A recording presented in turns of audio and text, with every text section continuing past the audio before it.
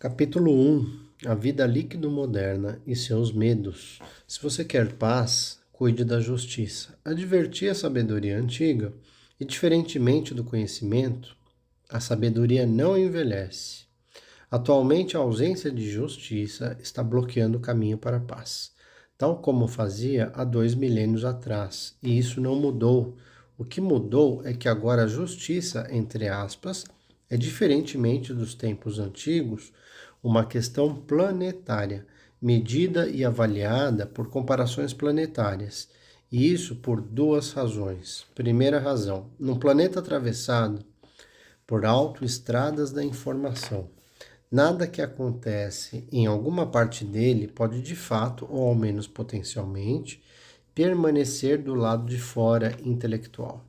Não existe mais terra nula, não há espaço em branco no mapa mental, não há terra nem povos desconhecidos, muito menos incognoscíveis. A miséria humana de lugares distantes e estilos de vida longínquos, assim como a corrupção de outros lugares distantes e estilos de vida longínquos, são apresentadas por imagens eletrônicas e trazidas para nossa casa de modo tão nítido e pungente, vergonhoso ou humilhante como o sofrimento ou a prodigalidade ostensiva dos seres humanos próximos de nossa casa durante seus passeios diários pelas ruas das cidades.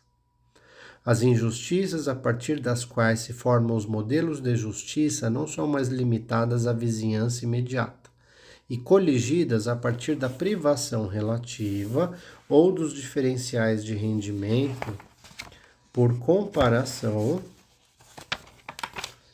com vizinhos de porta ou colegas situados próximos na escala do ranking social. Em segundo lugar, num planeta aberto à livre circulação de capital e mercadorias, o que Bauman chamou de globalização negativa. O que acontece em determinado lugar tem um peso sobre a forma como as pessoas de todos os outros lugares vivem, esperam ou supõem viver. Nada mais pode ser considerado com certeza num, entre aspas, lado de fora material. Nada pode verdadeiramente ser ou permanecer por muito tempo indiferente a qualquer outra coisa, intocado e intocável. O bem-estar de um lugar, qualquer que seja, nunca é inocente em relação à miséria de outro. No resumo de Milan Kundera, essa unidade da espécie humana, trazida à tona pela globalização, significa essencialmente que não existe nenhum lugar para onde se possa escapar. Como apontou Jacques Attali, em La Voie Humaine, metade do comércio mundial e mais da metade do investimento global beneficiam apenas 22 países, que acomodam somente 14% da população mundial, enquanto os 49 países mais pobres, habitados por 11% da população mundial, recebem somente 0,5% do produto global, quase o mesmo que a renda combinada dos 3 homens mais ricos do planeta. 90% da riqueza total do planeta estão nas mãos de apenas 1% de seus habitantes, e não há quebra-mares à vista capazes de deter a maré global da polarização da renda, da concentração da renda, que continua aumentando de maneira ameaçadora. As pressões voltadas à perfuração e quebra de fronteiras, comumente chamadas de globalização, fizeram seu trabalho, com poucas exceções que estão desaparecendo rapidamente.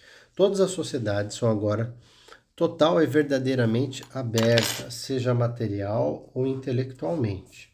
Junte os dois tipos de abertura, abertura intelectual e abertura material, e verá por que toda injúria, toda privação relativa ou indolência planejada em qualquer lugar é coroada pelo insulto da injustiça, o sentimento de que o mal foi feito, um mal que exige ser reparado, mas que, em primeiro lugar, obriga as vítimas a vingarem seus infortúnios. O grau de abertura da sociedade aberta ganhou um novo brilho jamais imaginado por Karl Popper, que cunhou o termo.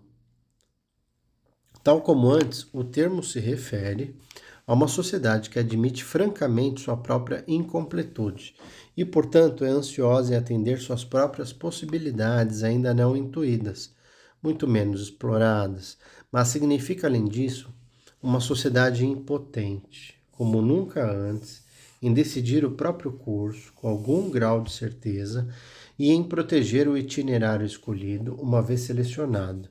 Esse atributo de abertura, antes um produto precioso, ainda que frágil, da corajosa, mas estafante autoafirmação, é associado hoje principalmente a um destino irresistível, aos efeitos não planejados e imprevistos da globalização negativa, ou seja, uma globalização seletiva do comércio do capital, da vigilância e da informação, da violência e das armas, do crime e do terrorismo.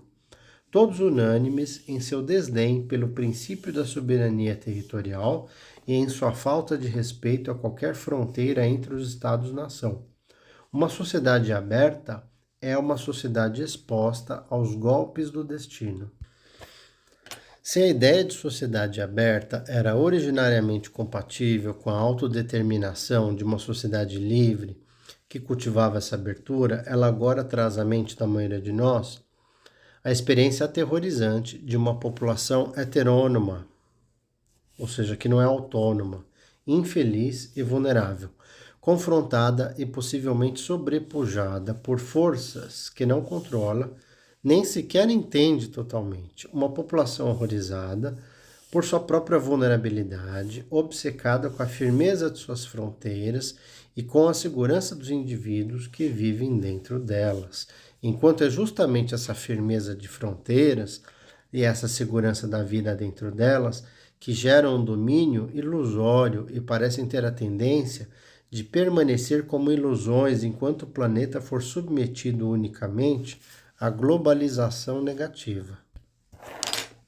Num planeta negativamente globalizado, a segurança não pode ser obtida, muito menos assegurada, dentro de um único país ou de um grupo selecionado de países, não apenas por seus próprios meios, nem independentemente do que acontece no resto do mundo. A justiça, essa condição preliminar de paz duradoura, também não pode ser obtida assim, muito menos assegurada. A perversa abertura das sociedades imposta pela globalização negativa é, por si só, a causa principal da injustiça e, desse modo, indiretamente, do conflito e da violência. Como diz Arundhati Roy, enquanto a elite, em algum lugar do topo do mundo, busca viagens a destinos imaginados, os pobres são apanhados numa espiral de crime e caos. As ações do governo dos Estados Unidos, diz ele, juntamente com seus vários satélites mal disfarçados de instituições internacionais, como o Banco Mundial, o Fundo Monetário Internacional e a Organização Mundial do Comércio, geraram como produtos colaterais perigosos o nacionalismo, o fanatismo religioso, o fascismo e, evidentemente, o terrorismo, que avança de mãos dadas com o progresso da globalização liberal. Mercado sem fronteiras é uma receita para a injustiça e para a nova desordem mundial, em que a conhecida fórmula de Clausewitz foi revertida, de maneira que é a vez de a política ser uma continuação da guerra por outros meios. A desregulamentação, que resulta numa anarquia planetária, e a violência armada se alimentam mutuamente, a desregulamentação e a violência, assim como se reforçam e se revigoram mutuamente. Como diz outra advertência da sabedoria antiga, inter armas silente leges, quando as armas falam, as leis silenciam, do latim.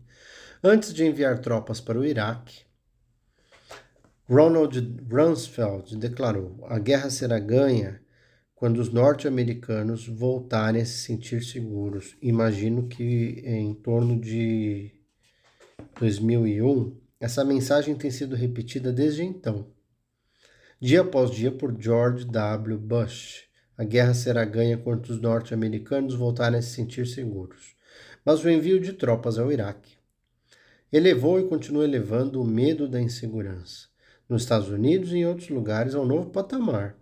Como seria de esperar, o sentimento de segurança não foi a única baixa colateral de guerra. As liberdades individuais e a própria democracia logo compartilham a mesma sorte. para citar a profética advertência de Alexander Hamilton, um dos federalistas, né?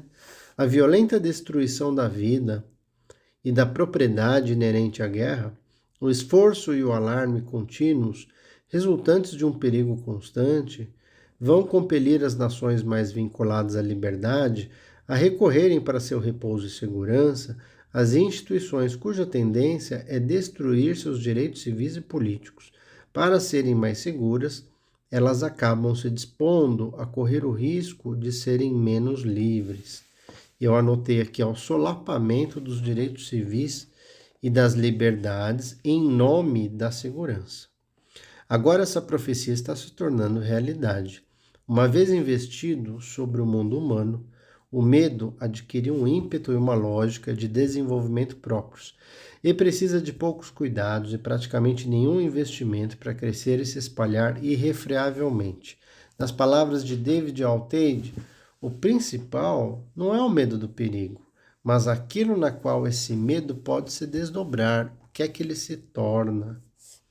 A vida social se altera. Quando as pessoas vivem atrás de muros, contratam seguranças, dirigem veículos blindados, portam porretes e revólveres, frequentam aulas de artes marciais. O problema é que essas atividades reafirmam e ajudam a produzir o senso de desordem que nossas ações justamente buscavam evitar. Os medos nos estimulam a assumir uma ação defensiva. Quando isso ocorre, a ação defensiva confere proximidade e tangibilidade ao medo. São nossas respostas que reclassificam essas premonições sombrias como uma realidade diária, dando corpo, dando materialidade à palavra. O medo, então, agora se estabelece, saturando nossas rotinas cotidianas. Praticamente não precisa mais de outros estímulos exteriores, já que as ações que estimula dia após dia fornecem a motivação e a energia de que ele necessita. Quem necessita? O medo, para se reproduzir. Entre os mecanismos que buscam aproximar-se do modelo de sonhos do moto perpétuo, a autorreprodução do emaranhado do medo e das ações inspiradas por esse sentimento está perto de reclamar uma posição de destaque. É como se os nossos medos tivessem ganhado a capacidade de se auto-perpetuar e de se auto-fortalecer, como se eles tivessem adquirido um ímpeto próprio, um moto perpétuo, né? E pudessem continuar crescendo, com base unicamente nos seus próprios recursos. Ele vai se reproduzindo, né? Essa aparente autossuficiência dos medos difusos, né? É evidentemente uma ilusão, tal como no caso dos outros numerosos mecanismos que anunciam o milagre do movimento perpétuo capaz da autopropulsão. Obviamente, o ciclo do medo e das ações por ele ditadas não deslizaria tão tranquilamente, nem continuaria ganhando velocidade, se não continuasse a extrair sua energia da onde? Dos tremores existenciais, que eu interpretei como o medo do aniquilamento de Freud, o medo de ser deixado para trás em uma sociedade hiperveloz, um medo existencial num pano de fundo no medo do outro, ao medo existencial no pano de fundo do medo desse outro, seja o imigrante, seja o morador de rua, né? Medos ou tremores existenciais. A presença desses tremores existenciais não é exatamente uma novidade. Os sismos existenciais, né, os terremotos existenciais, têm acompanhado os seres humanos ao longo de toda a sua história. Bom, uma menção direta a Sigmund Freud.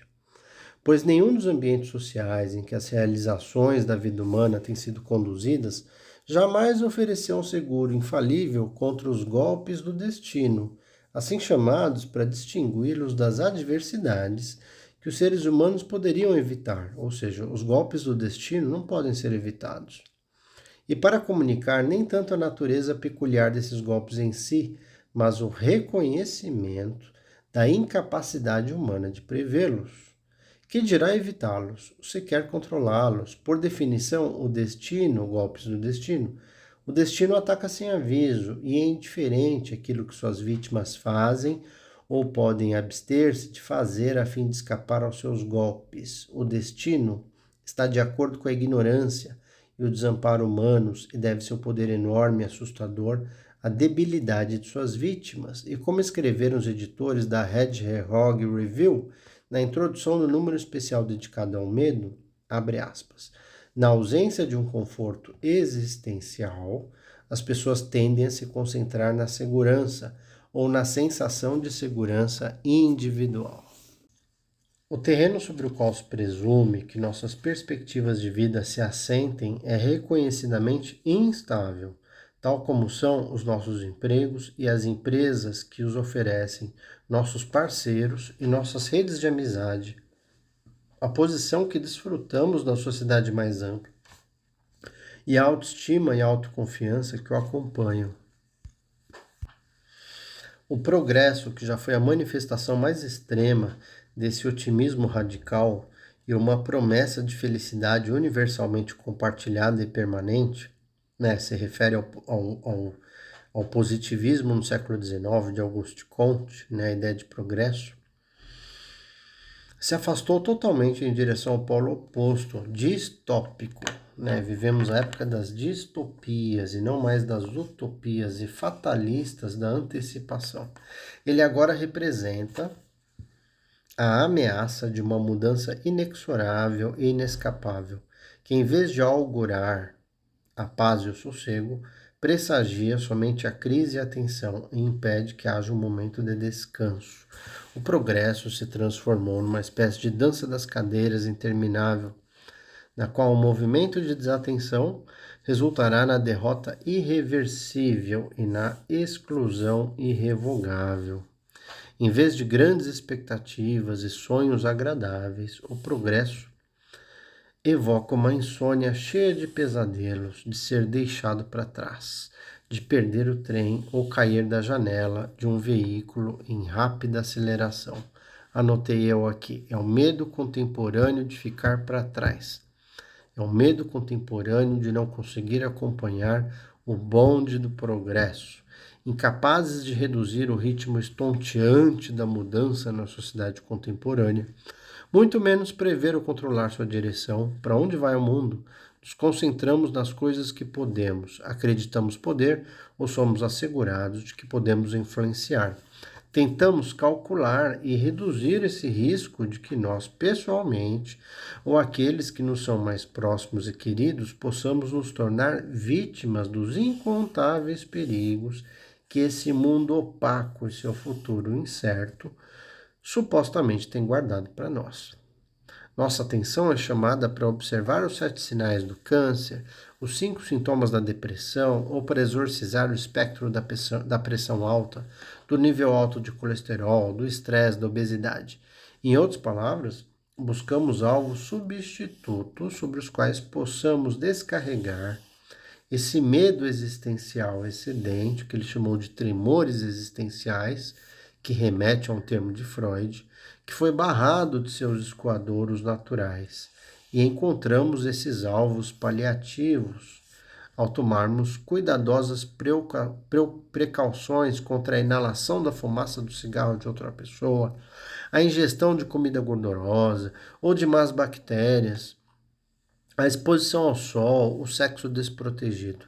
Aqueles que podem dar-se ao luxo de se fortalecerem contra todos os perigos invisíveis ou visíveis, atuais ou previstos, familiares ou desconhecidos, difusos porém ubíquos, que estão em toda parte, protegendo-se por trás de muros, equipando os acessos a moradias com câmeras de TV, contratando segurança armada, dirigindo carros blindados, como os notórios veículos utilitários esportivos, os SUV, usando trajes à prova de balas, aprendendo artes marciais. O problema, para citar mais uma vez David Alteide, é que essas atividades apenas reafirmam e ajudam a produzir um senso de desordem que nossas ações precipitam.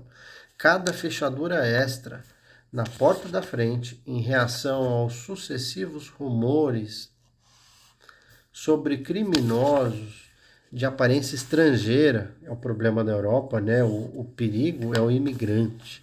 cobertos por mantos cheios de facas e cada revisão da dieta, em resposta aos sucessivos pânicos alimentares, fazem o mundo parecer mais traiçoeiro e assustador ainda, e estimulam mais ações defensivas, que infelizmente vão acrescentando vigor à capacidade do medo de se autopropagar.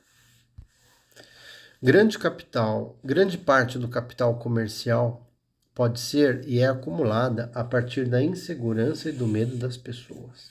Os publicitários, comenta Stephen Graham, têm explorado deliberadamente os medos generalizados das pessoas sobre o terrorismo catastrófico, para aumentar ainda mais a venda dos utilitários esportivos, os SUV altamente lucrativos. Esses monstros militares, bebedores de gasolina, equivocadamente chamados de veículos militares esportivos, que já alcançaram 45% de todas as vendas de automóveis nos Estados Unidos, estão sendo introduzidos no cotidiano urbano como espécies de, entre aspas, cápsulas defensivas. Os SUV, na sigla em inglês Sport Utilitarian Vehicle, abre aspas, um símbolo de segurança que, tal como as comunidades fechadas, onde tão frequentemente trafegam, é apresentado nos anúncios de TV como sendo imune ao arriscado e imprevisível mundo externo da vida urbana. Tais veículos parecem atenuar os medos que as classes médias urbanas sentem quando se transportam ou ficam em filas no trânsito em sua cidade natal.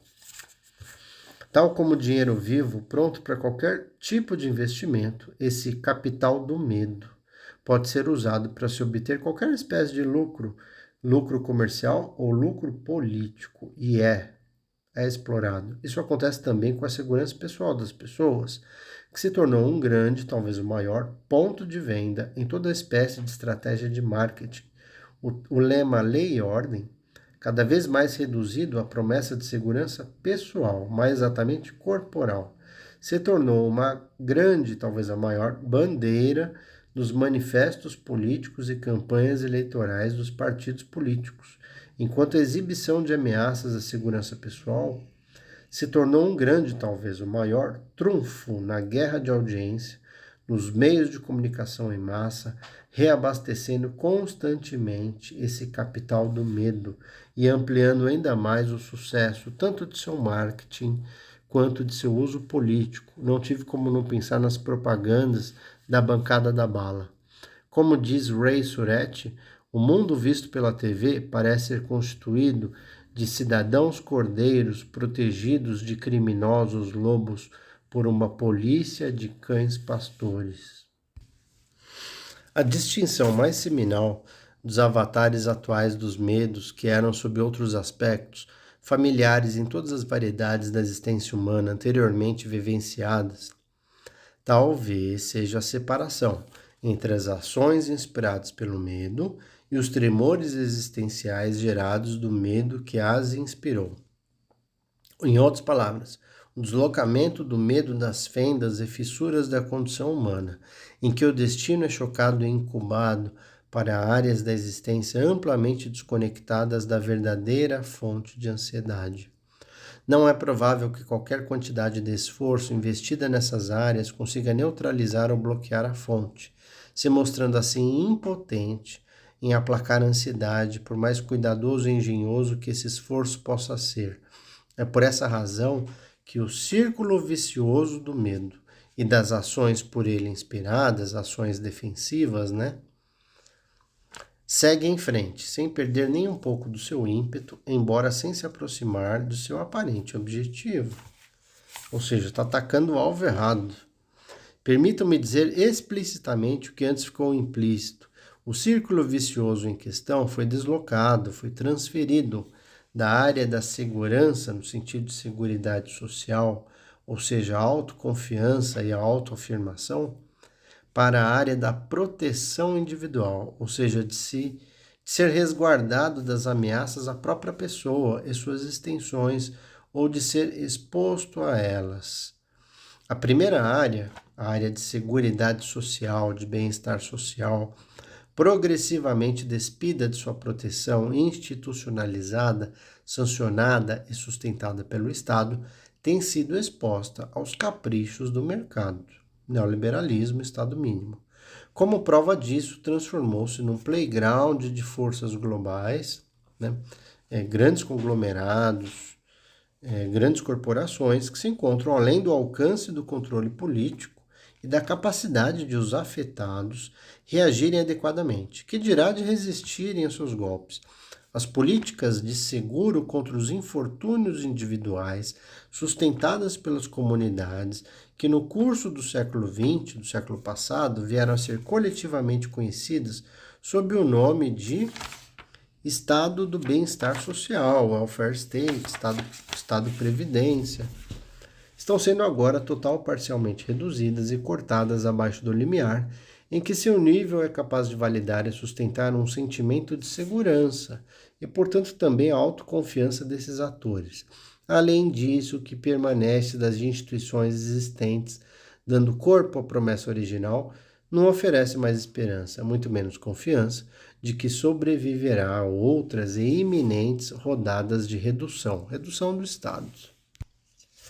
Com o progressivo desmantelamento das defesas construídas e mantidas pelo Estado contra os tremores existenciais e com os arranjos para a defesa coletiva, como sindicatos e outros instrumentos de barganha, com cada vez menos poder devido às pressões da competição de mercado, que solapam a solidariedade dos fracos, passa a ser tarefa do indivíduo procurar, encontrar e praticar soluções individuais para problemas socialmente produzidos, assim como tentar tudo isso por meio de ações individuais, solitárias, estando munidos de ferramentas e recursos flagrantemente inadequados para essa tarefa. As mensagens dirigidas dos centros do poder político, tanto para os ricos como para os miseráveis, apresentam mais flexibilidade, entre aspas, como a única cura para uma insegurança já insustentável, e assim retratam a perspectiva de mais incerteza, mais privatização dos problemas, mais solidão e impotência e, na verdade, mais incerteza ainda. Elas excluem a possibilidade de uma seguridade existencial, que se baseie em alicerces coletivos e assim não ofereçam incentivo a ações solidárias. E, em lugar disso, encorajam seus ouvintes a se concentrarem na sua sobrevivência individual, ao estilo cada um por si, Deus por todos. Num mundo incuravelmente fragmentado e atomizado e, portanto, cada vez mais incerto e imprevisível. A retirada do Estado da função em que se baseavam na maior parte do século passado, século XX, suas reivindicações de legitimidade torna a deixar a questão da legitimidade em aberta. Um novo consenso sobre a cidadania enquanto patriotismo constitucional, para usar um termo de Jürgen Habermas, não pode ser construído atualmente da maneira como era não faz muito tempo, mediante a garantia de proteção constitucional contra os caprichos do mercado, famoso por dilapidar posições sociais e por sabotar os direitos, a estima social e a dignidade pessoal. A integridade do corpo político, em sua forma atualmente mais comum de Estado-nação, está em apuros, e assim é necessário procurar urgentemente uma legitimação alternativa. À luz do que se discutiu anteriormente, não surpreende em absoluto que se esteja buscando uma legitimação alternativa da autoridade do Estado e outra fórmula política em benefício da cidadania conscienciosa, na promessa do Estado de proteger seus cidadãos contra os perigos da proteção pessoal. O espectro da degradação social contra a qual o Estado social jurou garantir seus cidadãos está sendo substituído na fórmula política do Estado da proteção pessoal, pelas ameaças de um suposto pedófilo à solta, de um serial killer, de um mendigo atrevido, de um assaltante, de um molestador, de um envenenador, de um terrorista, ou melhor ainda, por todas essas ameaças combinadas em uma só figura, a figura do imigrante legal, contra quem o Estado moderno em sua mais recente representação, promete defender os seus cidadãos. É o Estado penal, é o Estado punitivista. Em outubro de 2004, a BBC transmitiu uma série de documentários intitulada The Power of Nightmares, The Rise of the Politics of Fear, o crescimento das políticas do medo. Adam Curtis, o autor e produtor da série, um dos mais aclamados realizadores de programas de TV da Grã-Bretanha, assinalou que, embora o terrorismo global seja sem dúvida um perigo real, continuamente reproduzido na terra de ninguém da imensidão global, uma boa parte, se não a maior de sua ameaça oficialmente avaliada, é uma fantasia que tem sido exagerada e distorcida pelos políticos. É uma sombria ilusão que se espalhou sem questionamento pelos governos de todo o mundo, pelos serviços de segurança e pela mídia internacional. Não seria muito difícil encontrar as razões de carreira tão rápida e espetacular dessa ilusão. Abre aspas, numa era em que as grandes ideias perderam credibilidade, o medo de um inimigo fantasma é tudo o que restou aos políticos para manterem seu poder, fecha aspas. Numerosos indícios da iminente passagem da legitimação pelo poder do Estado para a proteção pessoal pelo Estado, polícia na rua, estavam lá para serem vistos muito antes do 11 de setembro de 2001.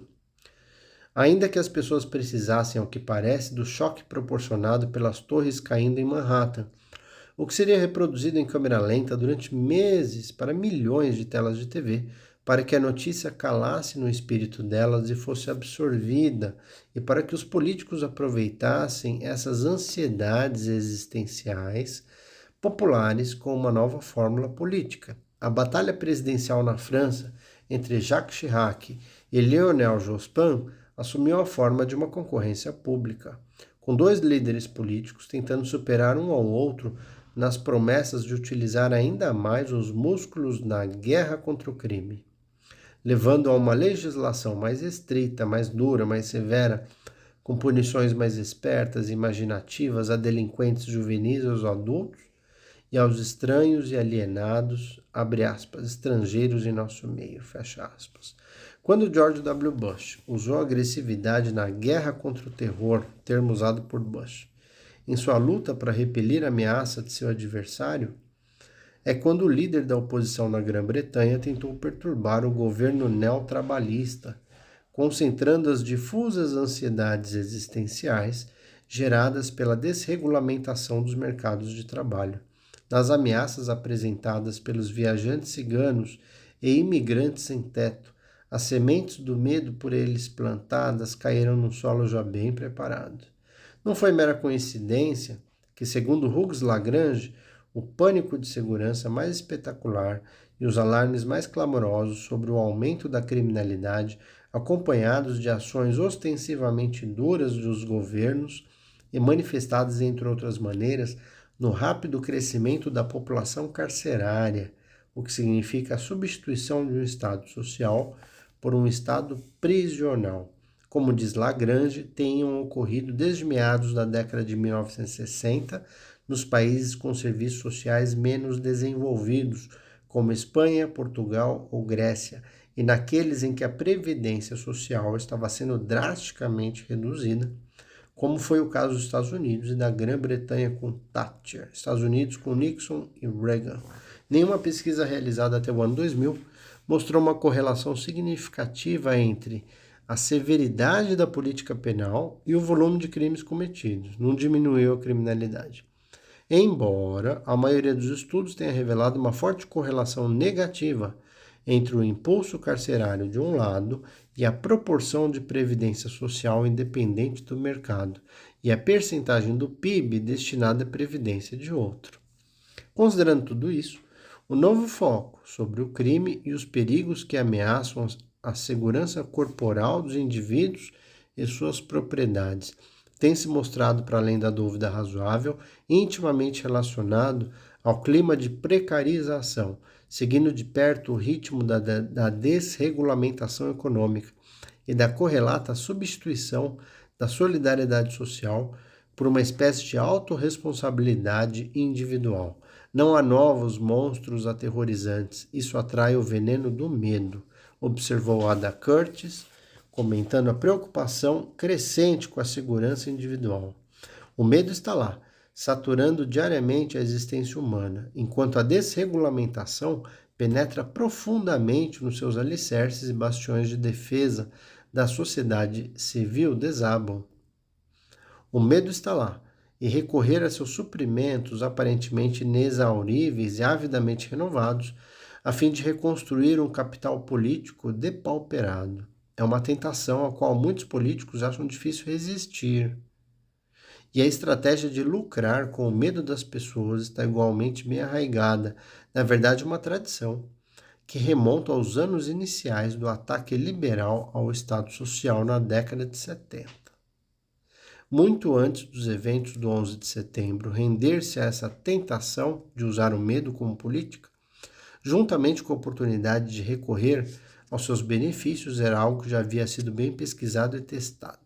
Num estudo intitulado de modo pungente e adequado The Terrorist Friend of State Power, Viktor Grotowicz analisou a utilização na década de 70 pelo governo da República Federal da Alemanha dos ataques terroristas perpetrados pela facção Exército Vermelho, também conhecida como a gangue Baader-Meinhof.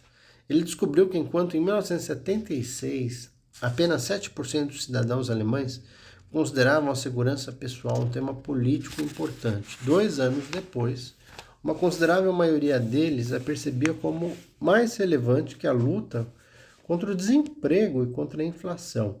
Naqueles 2 anos, a nação assistiu na TV às façanhas das forças policiais e serviços secretos que engrossavam rapidamente seus contingentes e ouviu os lances cada vez mais ousados de seus políticos, prometendo medidas mais duras a serem empregadas no que eles chamaram de guerra total contra os terrorismos.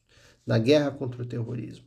Grotowicz também descobriu que, embora o espírito liberal e a ênfase original da Constituição alemã nas liberdades individuais tivessem sido subrepticiamente substituídos por um autoritarismo de Estado, antes tão explorado, tão deplorado, e embora Helmut Schmidt tivesse agradecido publicamente aos advogados por se absterem de examinar a conformidade das novas resoluções do Bundestag, o parlamento alemão, ao direito constitucional, a nova legislação favoreceu principalmente os terroristas, aumentando sua visibilidade pública e assim obliquamente sua estatura, muito além dos limites que eles poderiam concebivelmente atingir por si próprios.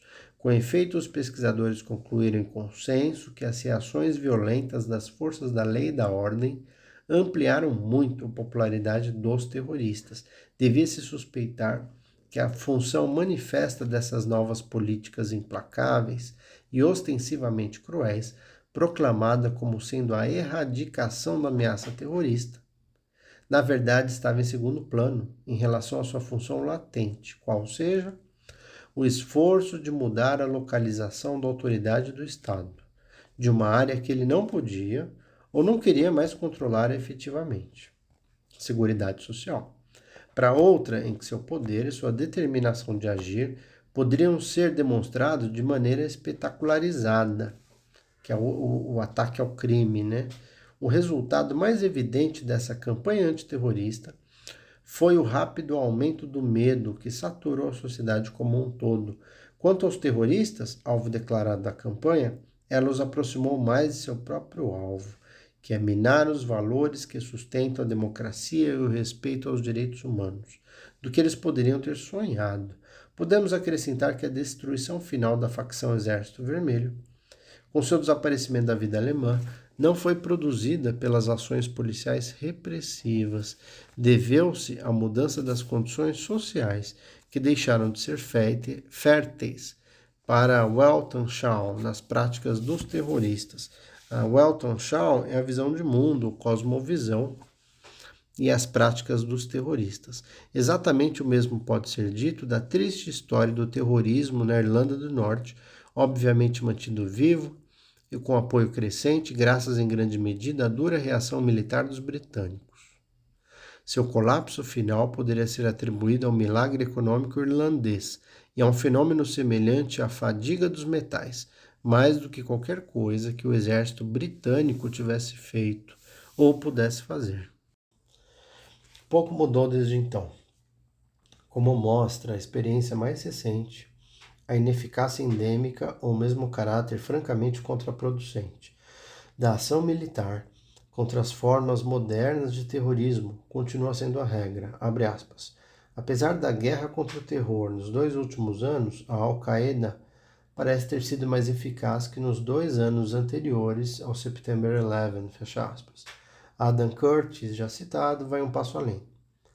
Sugere que a Al-Qaeda mal chegou a existir, exceto como uma ideia vaga e difusa sobre a, entre aspas, limpeza de um mundo corrompido por meio da violência religiosa, fecha aspas, tendo surgido como um artefato da ação de advogados. Ela sequer tinha um nome até o início de 2001, quando o governo norte-americano resolveu processar Osama Bin Laden à revelia e teve de usar leis antimáfia que requereriam a existência de uma organização criminosa que fosse dotada de um nome.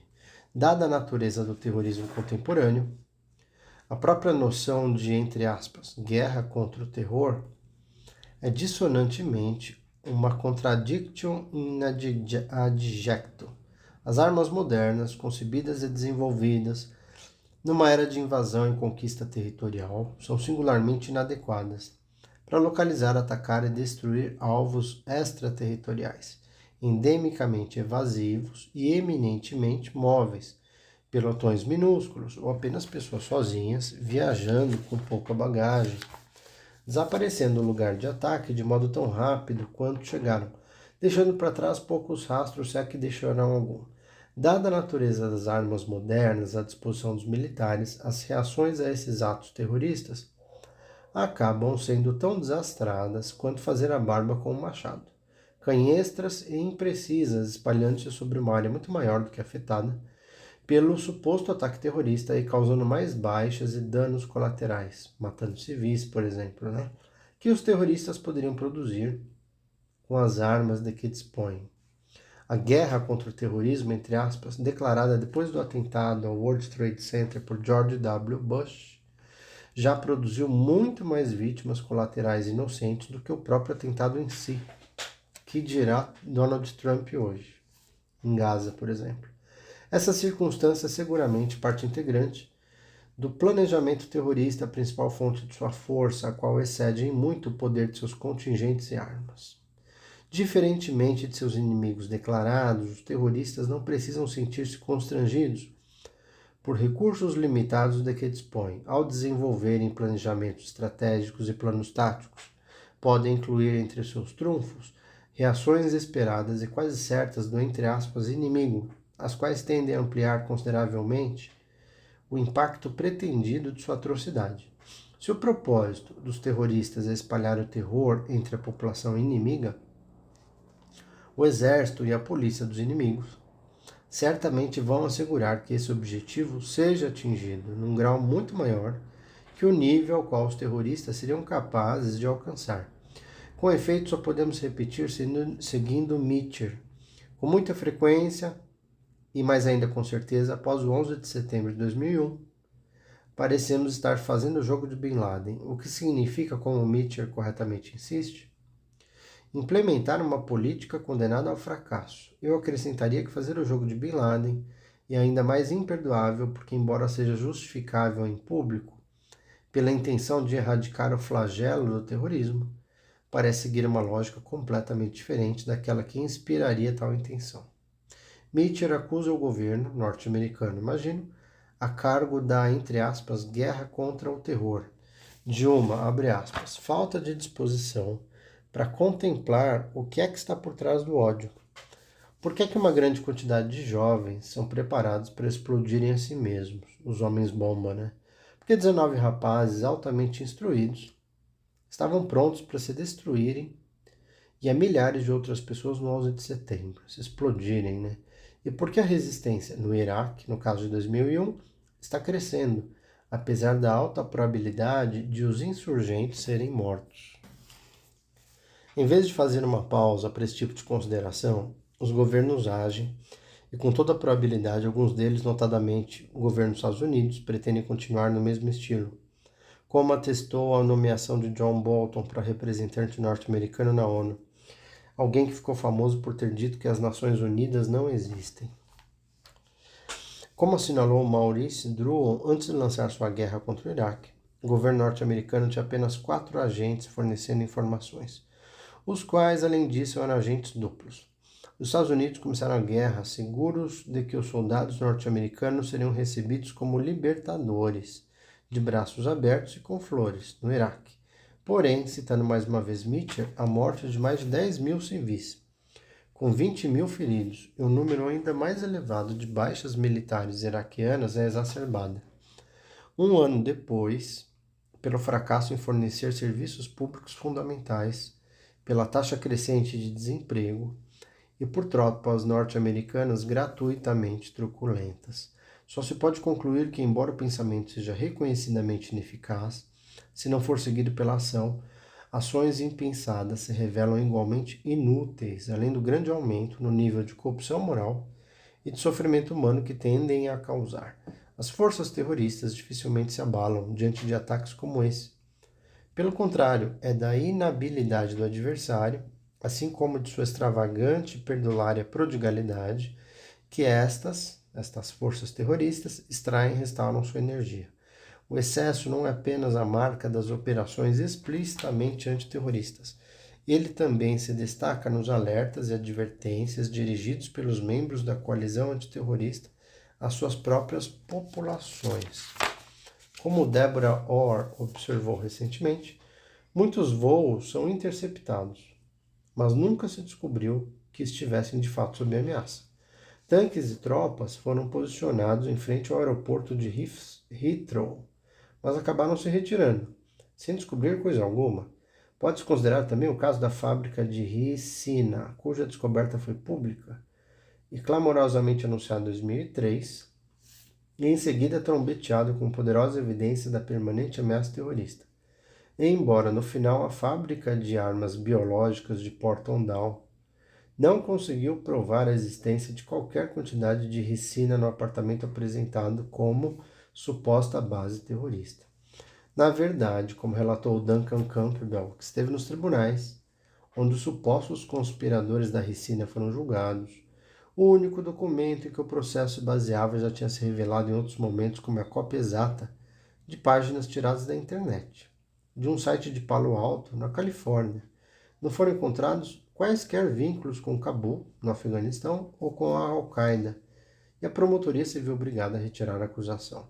E isso não impediu que o então secretário do Interior, David Blunkett, anunciasse 2 semanas depois que a Al-Qaeda e sua rede internacional estão sendo vistas, o que será demonstrado pelos tribunais nos próximos meses, realmente às nossas portas e ameaçam nossas vidas. Enquanto nos Estados Unidos, Colin Powell, que era o secretário de Segurança Pública, usava o suposto conluio londrino da ricina como prova de que o Iraque e Osama Bin Laden apoiavam e dirigiam células terroristas de envenenamento por toda a Europa, fecha aspas.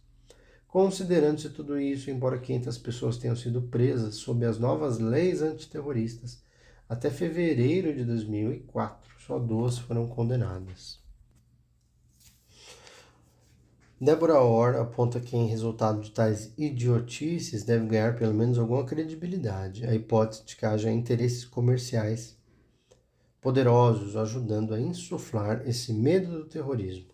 Muitos dados mostram que essa suspeita é plausível. Há indicações de que a suposta guerra contra o terror tem aumentado consideravelmente em vez de combater a proliferação mundial do comércio de armas. Os autores de um relatório conjunto da Anistia Internacional e da Oxfam estimam que armas leves, as verdadeiras armas de destruição em massa, matam em torno de 500 mil de pessoas por ano.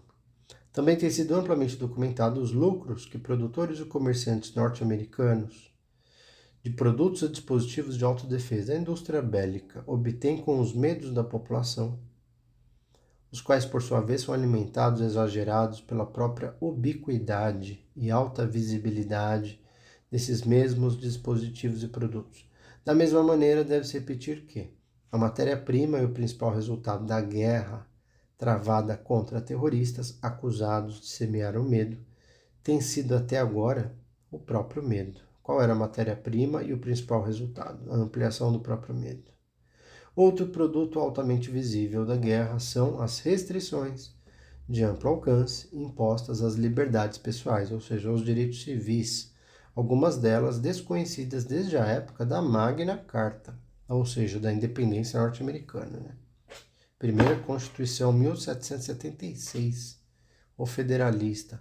Conor Gert, professor de legislação e direitos humanos da London School of Economics, relaciona um longo inventário de leis que limitam as liberdades humanas já aprovadas na Grã-Bretanha sobre a rubrica de legislação antiterrorista, concordando com numerosos outros comentadores em que não está absolutamente certo se, abre aspas, nossas liberdades civis ainda estarão aqui quando quisermos passá-las a nossos filhos, fecha aspas. Até agora, o judiciário britânico tem concordado com o governo que não existe alternativa à repressão, políticas repressivas.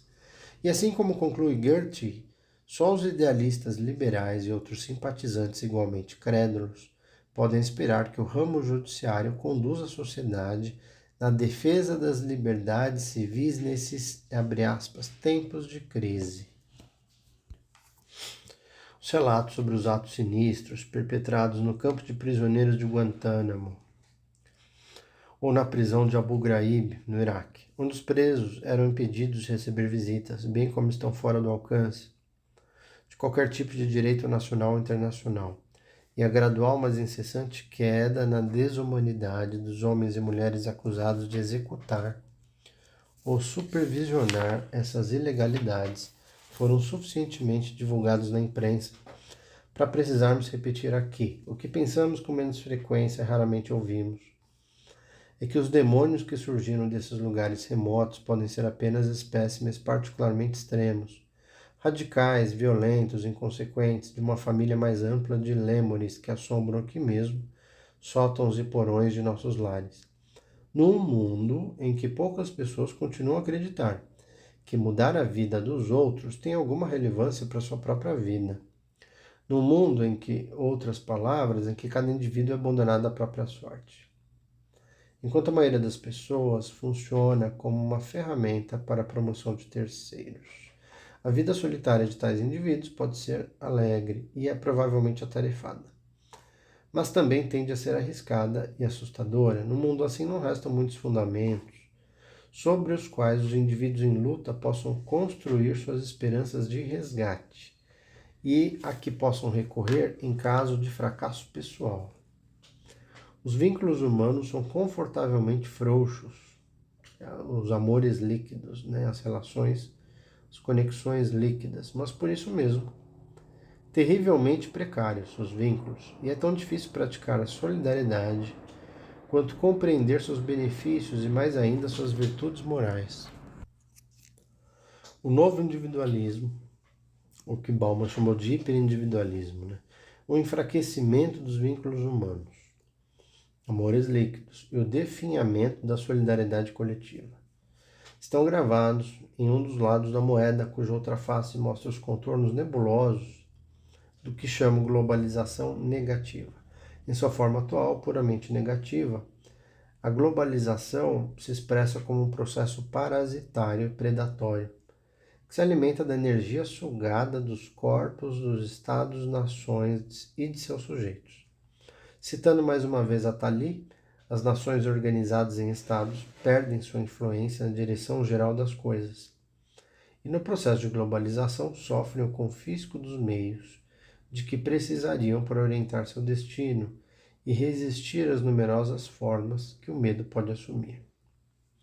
A sociedade então não é mais protegida pelo Estado, ou pelo menos é pouco provável que confie na proteção oferecida por ele. Ela agora está exposta à rapacidade de forças que não controla e não espera nem pretende recapturar e dominar. E por essa razão, em primeiro lugar, que os governos dos Estados-nação em luta dia após dia para resistir às tempestades atuais, às crises, caminham aos tropeções de uma campanha ad hoc de administração de crises e de um conjunto de medidas de emergência, para outros sonhando apenas permanecer no poder após a próxima eleição, mas desprovidos de um programa ou de ambições de longo alcance.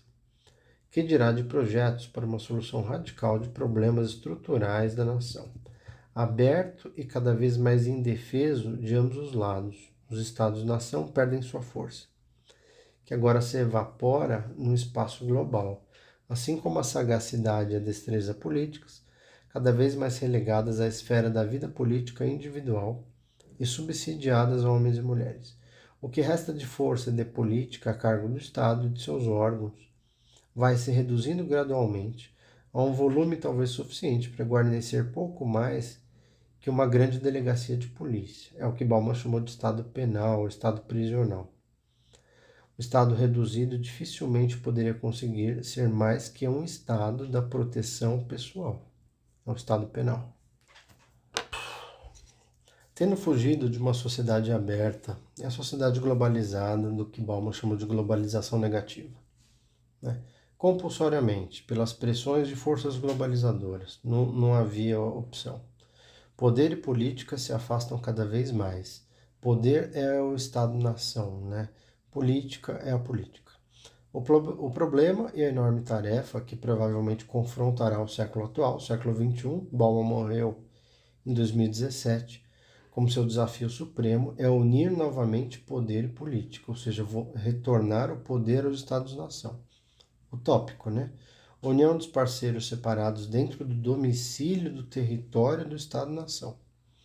Talvez seja menos promissora das possíveis respostas a esse desafio, ou seja, apesar de ter esperanças, ele era um cético, Num planeta negativamente globalizado, todos os principais problemas, os metaproblemas que condicionam o enfrentamento de todos os outros são globais. Sendo assim, não admitem soluções locais. Não há nem pode haver soluções locais para problemas que são originados globalmente. A união do poder e política pode ser alcançada, se é que pode, no nível planetário. Como Benjamin Barber pungentemente afirmou, nenhuma criança norte-americana pode se sentir segura em sua cama se as crianças de Karachi ou Bagdá, hoje eu diria de Gaza, não se sentirem seguras nas suas. Os europeus não desfrutarão por muito tempo de suas liberdades, seus direitos civis, se as pessoas de outras partes do mundo permanecerem excluídas. Democracia e liberdade não podem mais estar plena e verdadeiramente seguras num único país, ou mesmo num grupo de países. Sua defesa no mundo saturado de injustiça e habitado por bilhões de pessoas, na verdade somos 8,2 bilhões de pessoas no mundo, a quem se negou a dignidade humana, irá corromper inevitavelmente os próprios valores que os indivíduos deveriam defender, uma ideia de direitos humanos. O futuro da democracia e da liberdade, direitos civis, só pode se tornar seguro se houver em escala planetária, ou talvez nem assim.